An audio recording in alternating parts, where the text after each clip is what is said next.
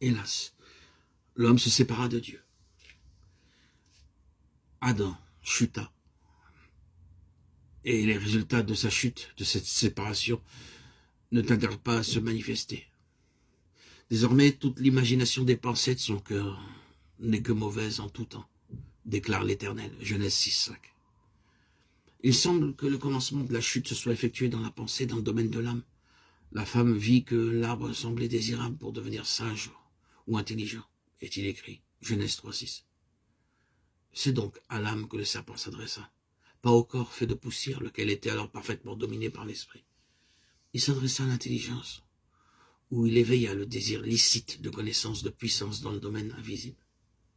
Vous serez comme Dieu, suggère le serpent. Il se garde de dire, vous serez comme les bêtes que Dieu créa. L'objet de la tentation, c'est la connaissance. La connaissance que, sans doute, Dieu se réservait de dispenser au temps marqué par sa sagesse. Mais celle-ci est ravie hors de saison, et par un acte de désobéissance, de rébellion ouverte. Si on regarde la chute, que les paroles de l'apôtre Paul, dans sa lettre aux Corinthiens, prennent tout leur sens. La prédication de la croix, dit-il, est la puissance de Dieu. Pour détruire la sagesse des sages, comme le péché est entré dans le monde par le chemin de l'intelligence, le salut vient par la croix, qui détruit la sagesse humaine corrompue. Car la prédication de la croix, celle d'un Christ crucifié, est folie pour l'homme. 1 Corinthiens 18:25. Et un peu plus loin, l'apôtre ajoute, si quelqu'un de vous penserait être sage, qu'il devienne fou pour devenir sage. Car la sagesse de ce monde est folie aux yeux de Dieu. 1 Corinthiens 3, 18, 19. Ève tomba en cédant au même ordre de tentation qui provoqua la chute de Satan. Les paroles de Lucifer, je serai semblable au Très-Haut, révèlent suffisamment le but qu'il poursuivait. Ésaïe 14, 13, 14. Et c'est en suggérant à Ève la possibilité d'acquérir quelque chose de supérieur à ce qu'elle avait déjà qu'il la séduisit.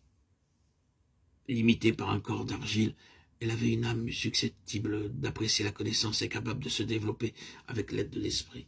Le tentateur le savait, et c'est dans ce domaine qu'il agit. L'acte de désobéissance brisait immédiatement la communion entre le Créateur et la créature. Mais ce ne fut que par la suite que se manifestèrent tous les résultats de la chute, et que se révéla toute l'étendue de celle-ci.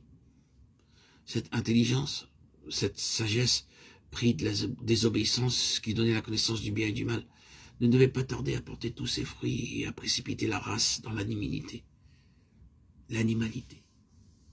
Et l'élément inférieur, le corps, que l'homme possède en commun avec la bête, prit rapidement le dessus. C'est alors que Dieu, voyant l'humanité courir à la ruine, dit « Mon esprit ne contestera point ou n'habitera point dans l'homme à toujours, car dans son égarement, il n'est que chair. » Genèse 6:3. Et il ramena les aînés de l'homme à 120 ans, de sorte que non seulement la mort a régné sur Adam, mais aussi sur tous ses descendants. Tout homme né à la ressemblance du premier Adam et de la terre terrestre, dominé par la chair au lieu de l'esprit. Et l'âme, qui est le siège de la personnalité, Luc 9, 23, est naturellement l'esclave de la chair. Elle est dominée par la vie terrestre, au lieu d'être la servante de l'esprit.